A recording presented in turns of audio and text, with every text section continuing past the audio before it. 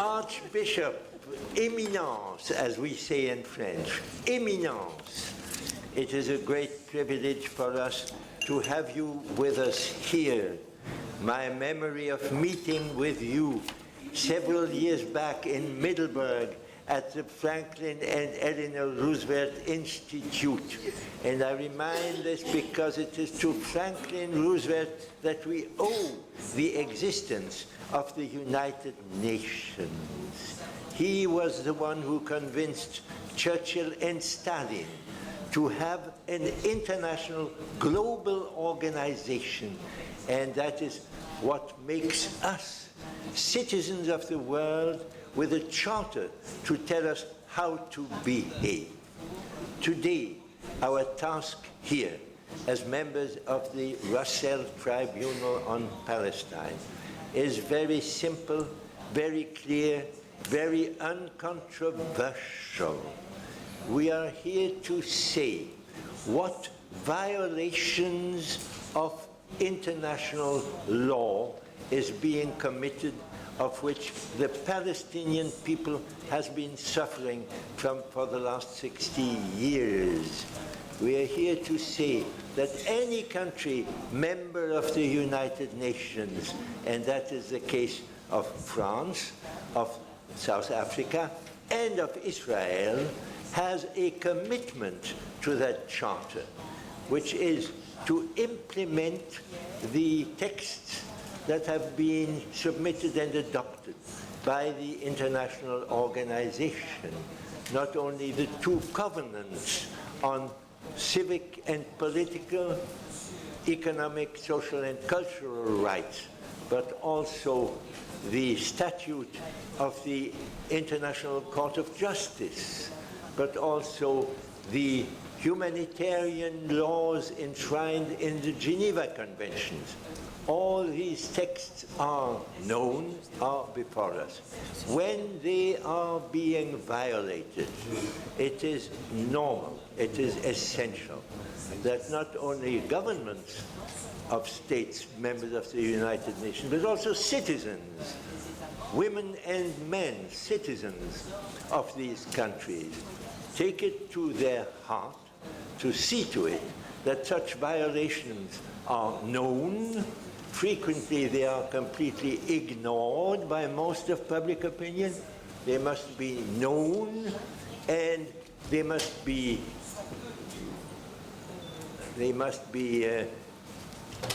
made similar to other violations that have taken place in other countries before.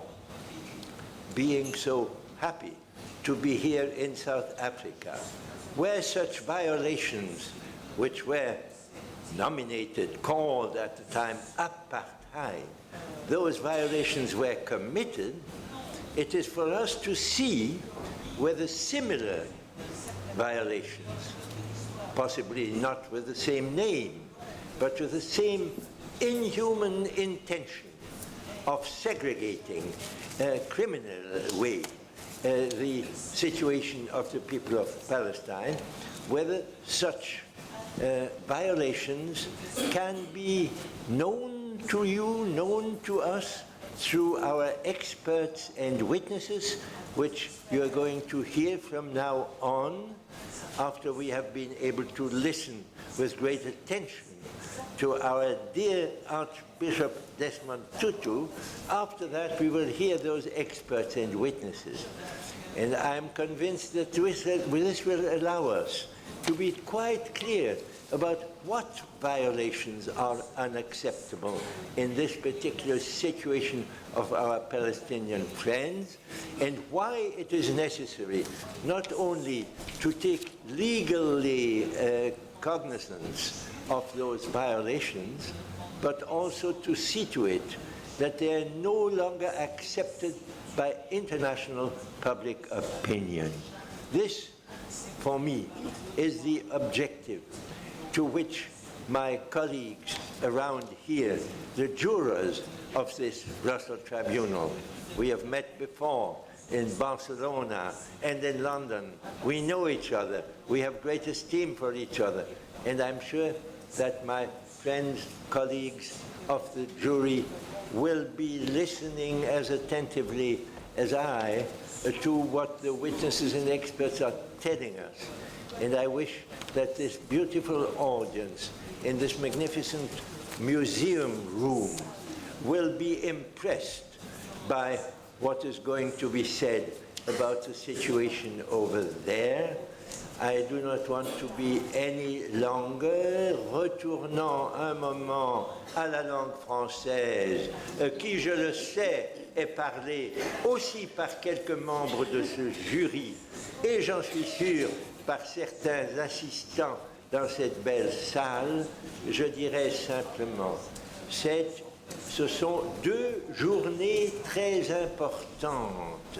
Le monde a besoin de savoir ce qui se passe dans ce Moyen-Orient, si difficile dans son histoire, si important pour nous tous par son histoire, l'histoire du peuple d'Israël, du peuple arabe, de la chrétienté dans le Proche-Orient. Cette zone de la terre est très très importante. Dans les 2 journées que nous allons vivre ensemble, je souhaite que nous gardions dans l'esprit cette région du monde, cette petite région, mais si importante pour notre histoire à tous, et que nous soyons attentifs à ce que là règne demain la paix, la solidarité entre tous les peuples qui y vivent dans un esprit du 21e siècle, celui pour lequel vous tous, vous allez avoir à travailler. Moi, ça va être fini. Merci. And now I turn again as chairman of this particular session. I am now calling on Archbishop Desmond Tutu to address this group.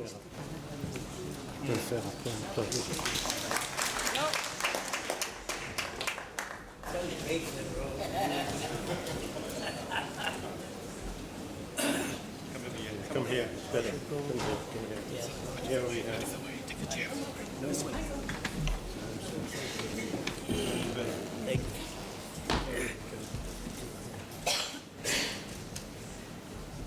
In the past, I used to be able to get onto stages and things like this without being helped.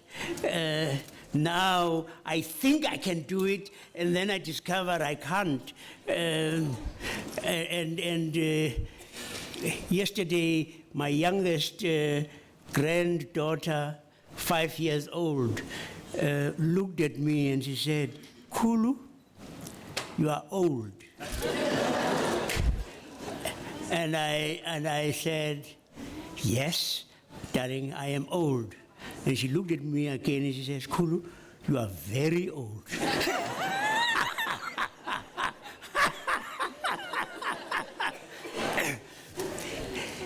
It is a very, very great honor and privilege to have been invited to address this very august body.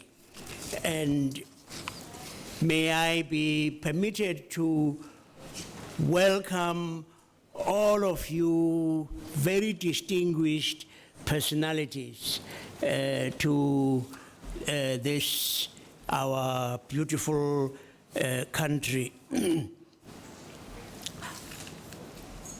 It would be invidious to try to single out anybody. You are all, you really are all very important.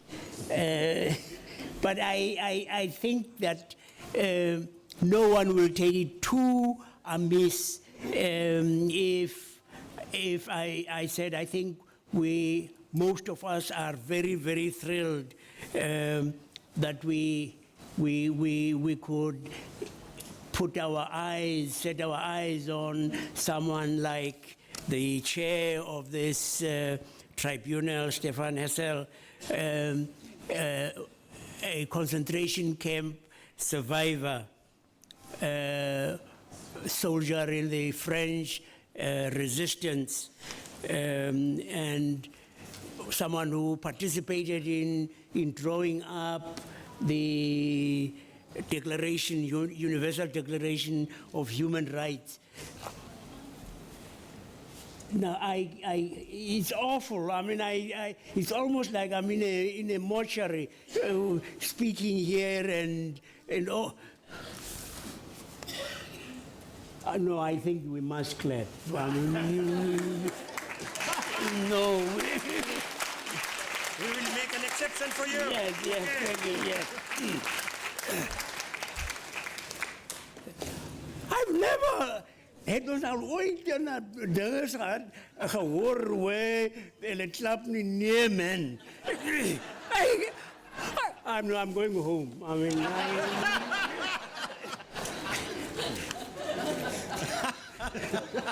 it's awful. I mean, this is what drives the engine. All right, okay, I will. Do it. It is because we disobeyed laws like this one that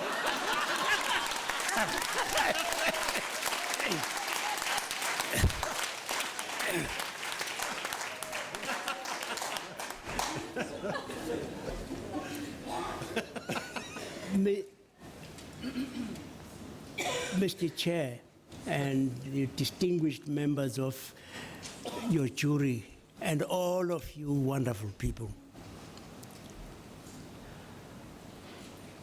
I come with a very sad heart.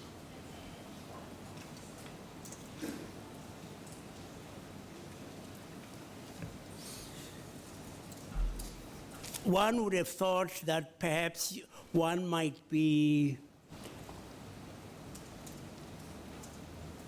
triumphalistic.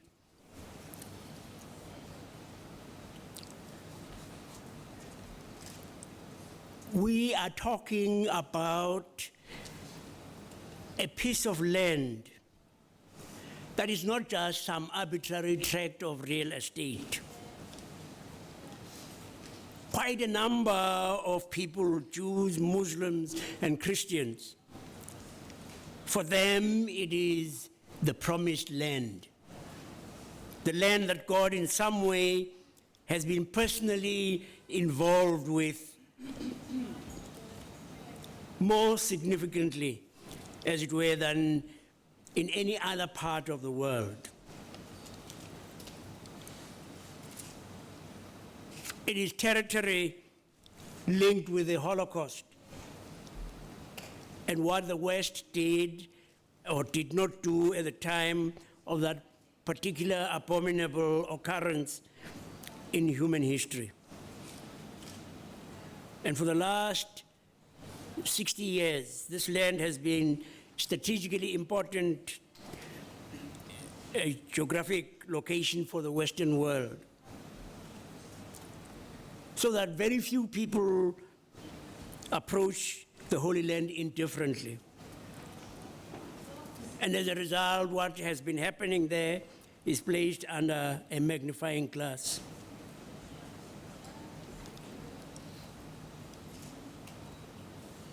Part of my anguish as I address you, I think it is something that I know I share with almost all of my compatriots.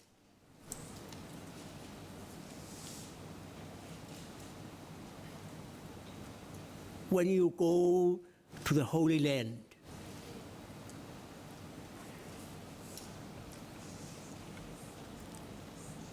for us,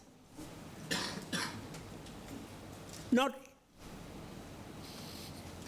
having been drilled by anybody, for us, for me, it has been such an uncanny, such an agonizing thing to see a replay of what used to happen here. And that is not a political statement. It is a statement of a human being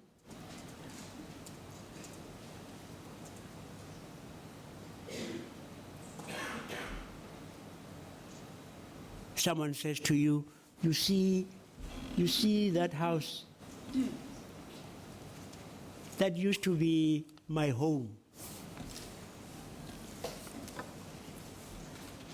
It's been taken over now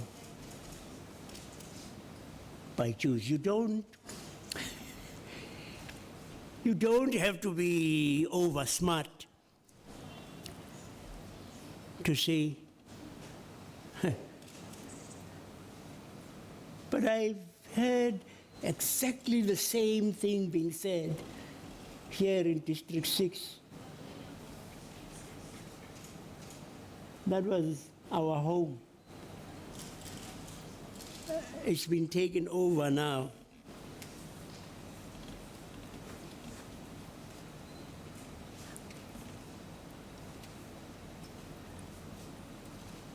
And you get people saying, that wall,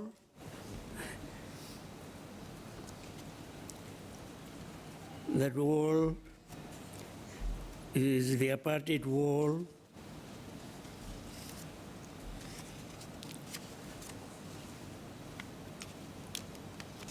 But that is not the only cause of my anguish. Much, much more. My deep sadness is as I stand at a checkpoint.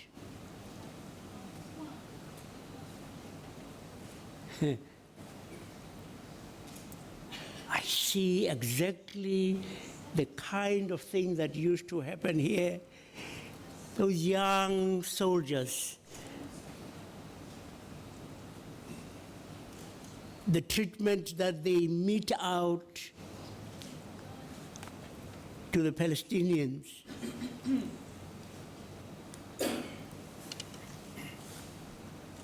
The arrogance, maybe an arrogance to cover up their own anguish, perhaps, but an arrogance that can determine whether a pregnant woman will be able to get to hospital in time.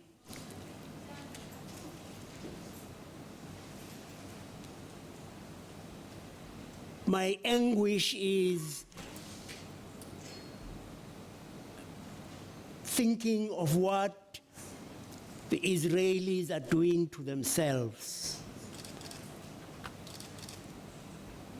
I agonize because, you know, here you're going to hear people tell you about something called Ubuntu, which says my humanity is caught up in your humanity.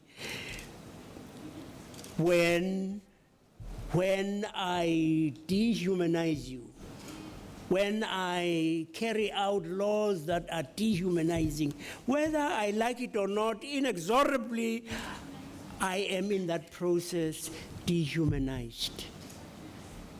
And you watch these children, and you see what is being done to them. And it is a pain, because we saw here at the time when the things were happening, but especially as we listened as part of our Truth and Reconciliation Commission. One of your jurors was a member of that. When someone could say, yes, we gave him drugged coffee, we shot him in the head, and we burnt his body, and it takes 9-10 hours for this human body to burn, and as it was burning here, we were having a barbecue here. And we say, what has happened to the humanity of someone who can drink beer and have a barbecue and have cow flesh burning here and human flesh burning here. What has happened? And yes,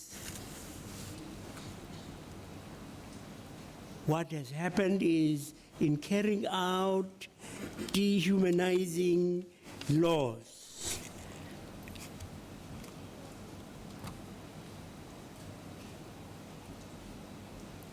inexorably, in that process, they were being dehumanized.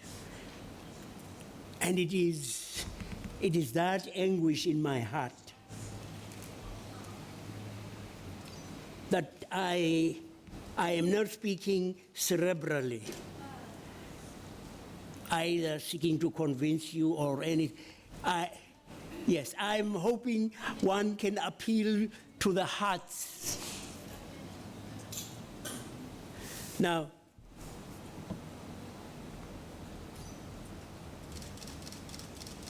it is necessary, again, just to say, I'm certain all of us here have always said they grant to Israel, they want to see Israel recognized and existing as an independent sovereign state with boundaries that are recognized and guaranteed by the international community. But equally,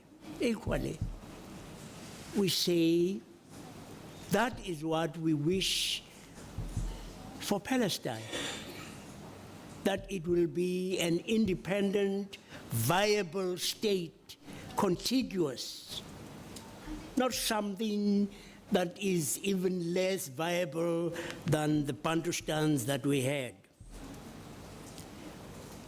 A country that would exist side by side with a sovereign, independent Israel because it was itself sovereign and independent.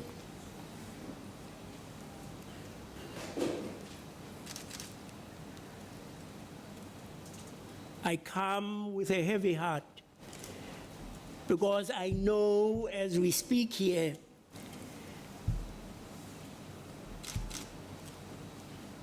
there is untold anguish and suffering that people are undergoing. I've been to Gaza now 2 or 3 times.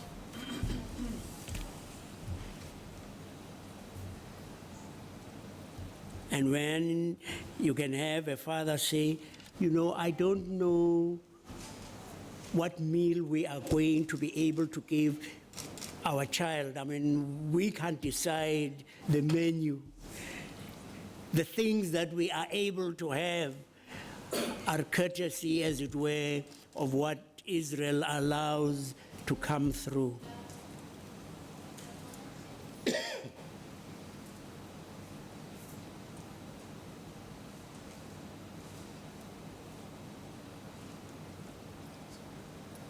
A people one loves very deeply from a faith perspective. A people whose scriptures have influenced who and what one has become. That they could, whether directly or indirectly, be the cause of so much pain and anguish to others, is a source of incredible agony and pain. And I know that for many of us, especially those of us who are Christians, who have been influenced very, very greatly by what you might call the Jewish scriptures.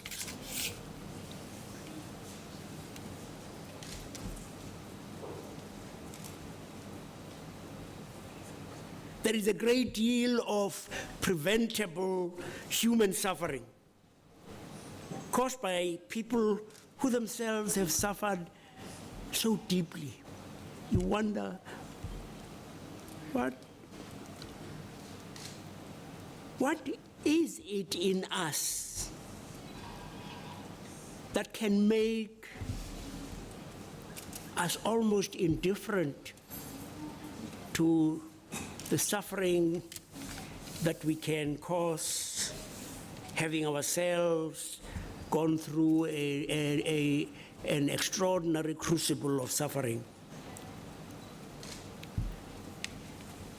Those who now rule the roost, who seem to have forgotten their own history, have forgotten what their prophets have said about our God. That we worship a God, and that is what sustained us in some of the darkest moments in our struggle. That we worship a God who is notoriously biased in favor of the one who is suffering, the underdog, the one trodden underfoot.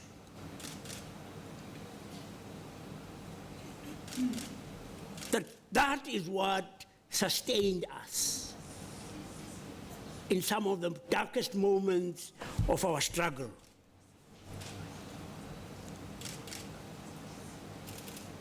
We remember the story of a Naboth. You remember that story?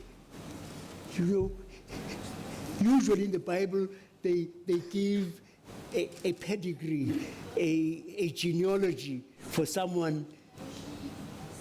And when you don't have a genealogy, there's nux. It just means you are a non-entity. Naboth. If you go back there and read that story, you'll see Naboth has certainly it's not given a genealogy. And the king says, hey, I want your vineyard.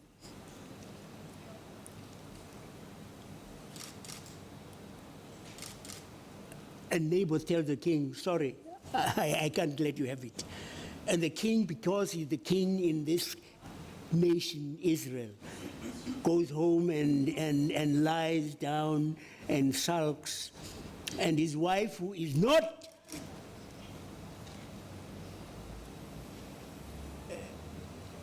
Hebrew, says, what's the matter?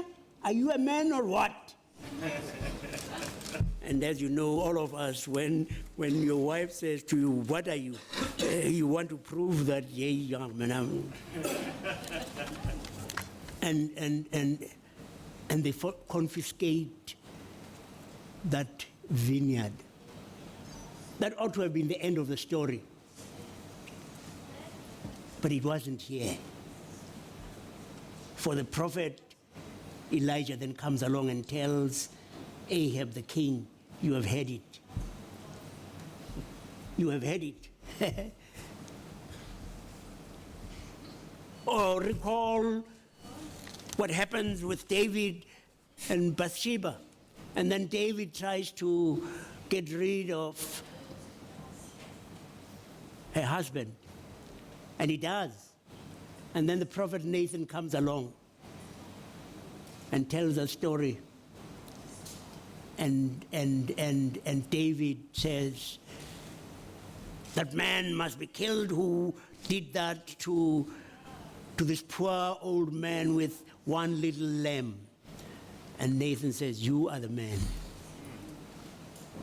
You are the man.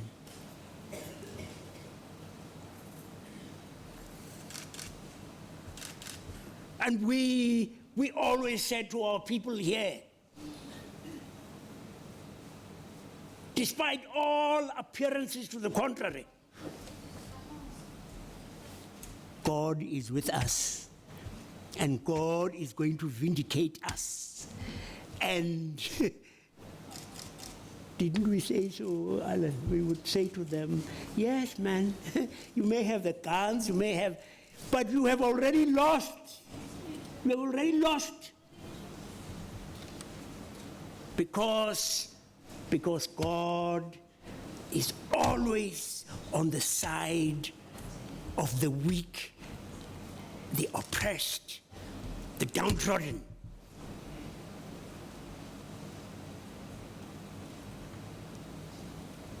And God showed it nowhere more startlingly than when God chose a bunch of slaves.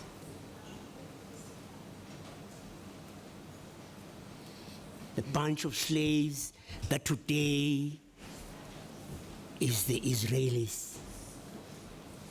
That God chose the downtrodden, not Pharaoh. And God, who is the biased God of the past, is the biased God of the present.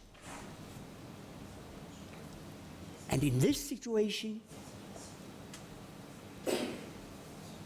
who are the oppressed? Who are the suffering ones? And if God is to be God,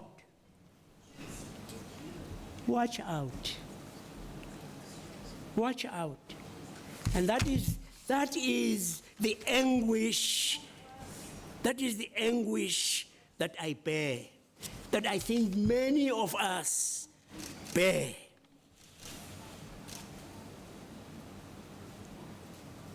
God chose a rebel of slaves to be the chosen people. We invoked this bias of God when we struggled against apartheid. The Jews were vindicated after the Holocaust through the triumph of God's goodness in the establishment of Israel. Always, in the end, the poor, the oppressed, the marginalized will be vindicated because God is on their side. Always. We're seeing this principle working itself out in the so-called Arab Spring. In the Holy Land, the Palestinians are the ones who are suffering. Now, I'm going to finish. You might not have thought I was coming to the end, but I am actually. There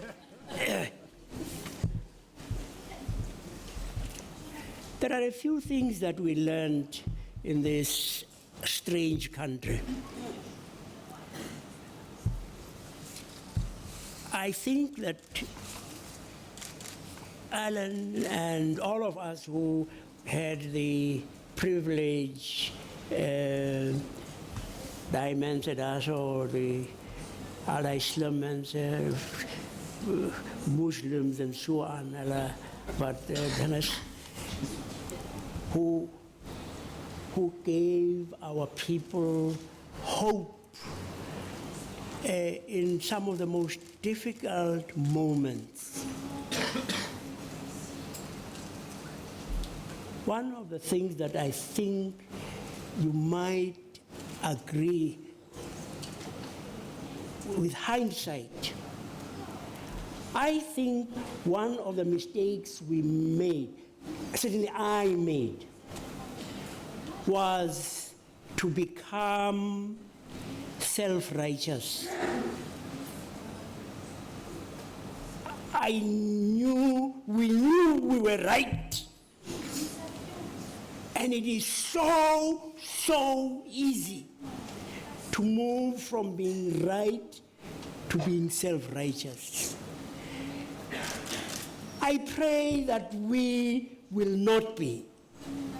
I pray that we will remember that it is actually true that you catch more flies with honey than with vinegar.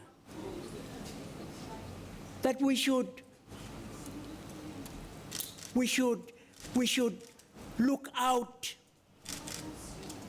that we don't become abrasive. We don't become, because we are right. We can be so off-putting. Let us not be, because we have a wonderful case, and we do not need to be acerbic.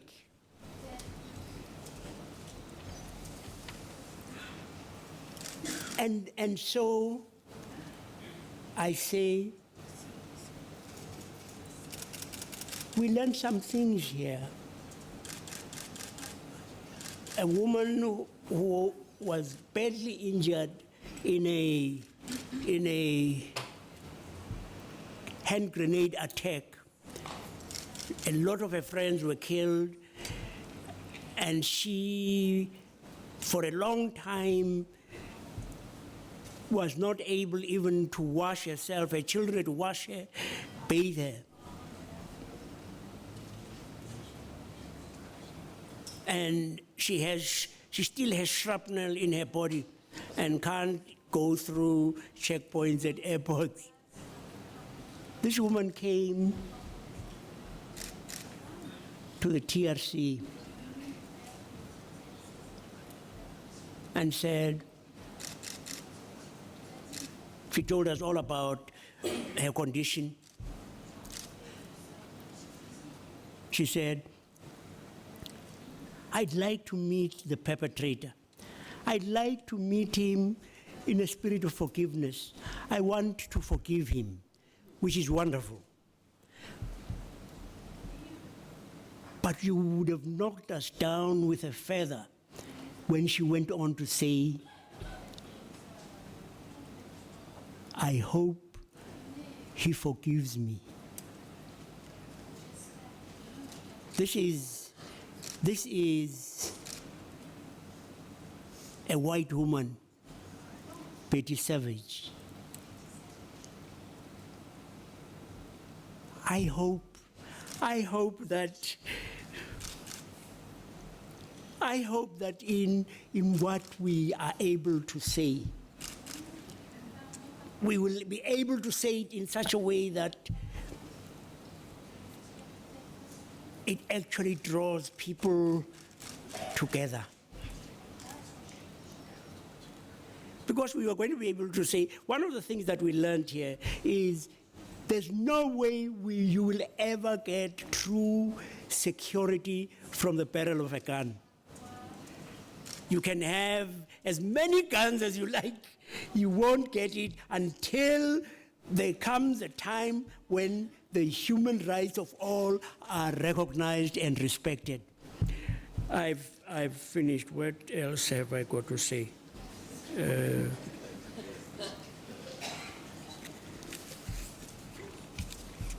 I know that you are a court, but just imagine if we were able to move people to a place where they can say, sorry, sorry, and let us move on together. Imagine after 9/11, if Al-Qaeda had said sorry, and the Americans had been able to move themselves to accept. Just imagine 9/11 and the Americans saying,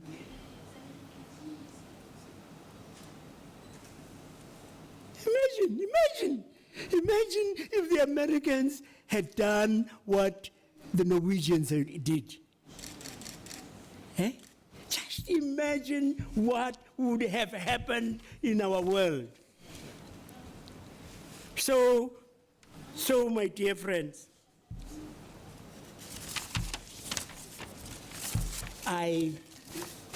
you are a tribunal, and you have to discover right, wrong, which rights have been contravened, undermined, whatever.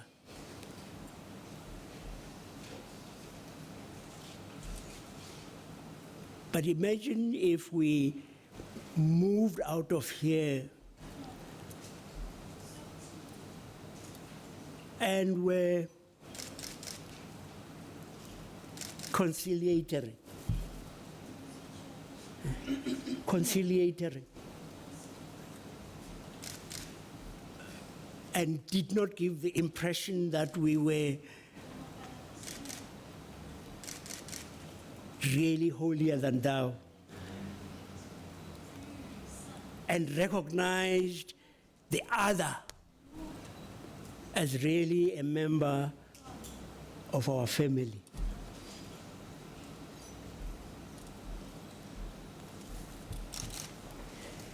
Now, don't break the law, don't slap, yes.